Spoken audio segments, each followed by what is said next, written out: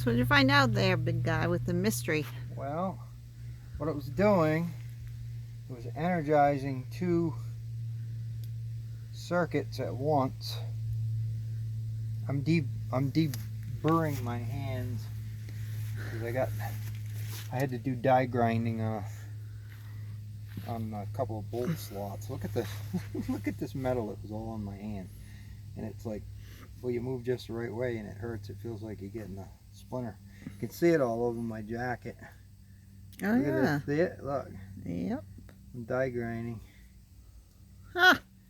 You're sparkly like a glitter Yeah, fairy. yeah, it's like glitter fairy. That's what I am. Yeah, I'm a little confused about my gender. I'm glitter fairy. So, okay, so look at this. But I wanted to get it off my hands because it's like, Hurt. well, if you move the right way, it jabs you like a jagger. Okay, so what happened? Anybody who's got a Ryan's head, this can happen from time to time. Ryan's doesn't build this outfit out in, I think, Nebraska, Oklahoma. Somebody builds these. And these are better than the original ones they got from Rotopec. They were a problem. But these, what these are, it's an electrical distributor basically. So your wires come down and then this anchors to the bottom of the hydraulic swivel in there.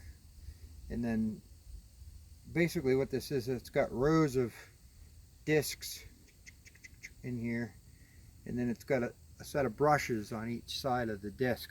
They look like a brake, like a disc brake rotor, and if you can picture that, and a set of disc brakes on the rotor. Well, each, like picture a brake pad, each brake pad on each side of that little rotor is a circuit.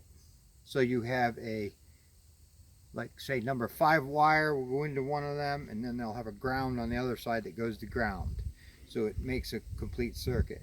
And then on the underneath of it, it has the opposite side to go down to the bottom. So these electrical circuits go in there, they're like this. Your 5 wire comes on the top, your ground, a 5 wire on the bottom, a ground, and then the disc comes around like this, you know, hence the circular motion. You know, this is anchored so it can't move, and then this turns with the head, see? So that's how you get a 360-degree motion without twisting your wires all up. Now what happens with these is the brushes get a little worn in them. I've had this happen before. I've had this one apart once. Seems about every 6 months.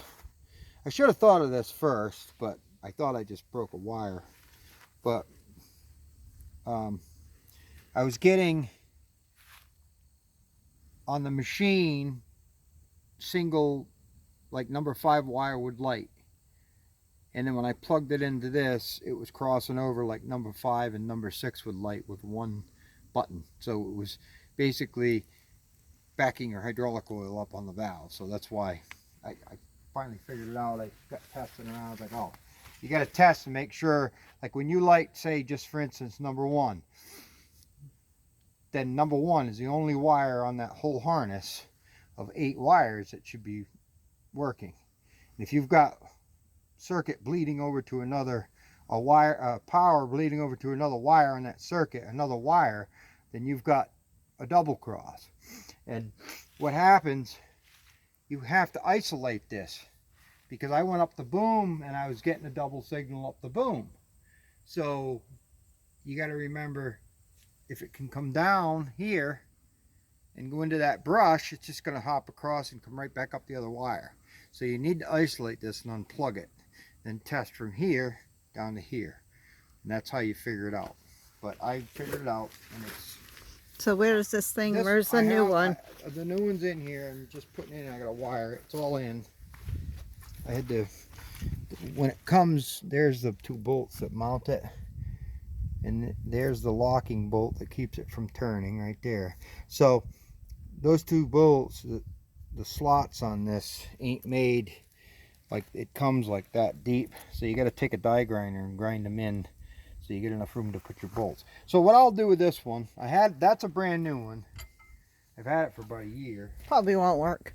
Well, I bought it when this one jumped the track the first time. Yeah. And I just never needed it. I put this one back together.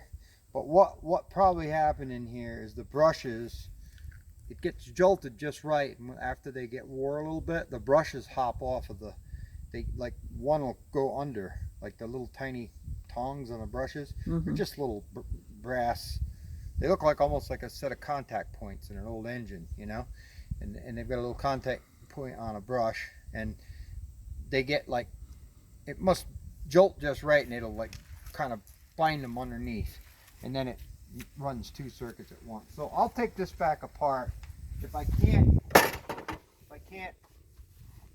fix it, I'll just junk it and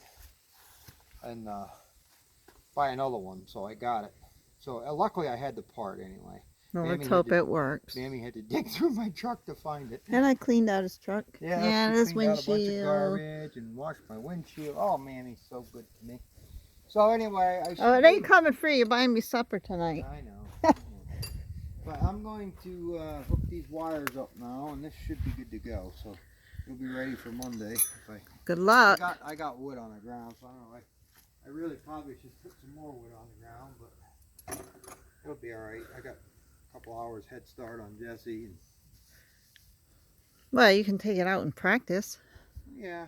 I hope got it other works. stuff. I want to go put the power steering pump on the log truck. I got to order firewood to do. Jesse's dad wants an order of firewood, and he's only about 4 miles up the road, so Nice. that'd be a nice little thing, you know. Get that done. Okay. Well, All let's right, hope well, this that works. was the problem, so I think I got it figured out. So thanks for bearing with my Mystery. mystery here. So now I got to connect all these babies. Ugh. And you know, get these connected up, and then connect this end of it, and I should be good to go. It should be fixed for now till the next thing. It's been a good little rig now. I've put a lot of wood on the ground with this. I can't complain. This is just a kind of a wear item, you know. I guess, you know, it's just this was a lot better than Rotobex. The ones that come on it originally were just terrible. They don't work very good. So this is an upgrade, actually. It's been pretty good, and I think the one from Rotobeck was like $1,300. This aftermarket's like $480 something. Wow. It's cheap. Nice. And they're easy to work on. You just need to clean them real good, and like I'll take it in the house and put newspaper out on the bar there and plug the soldering iron in and just go to town on it, because you need to be right here working on it and clean and whatever. But no big rush now. All right, guys. All right. Have a Have a good wonderful- weekend. A wonderful weekend. Ta-ta for now.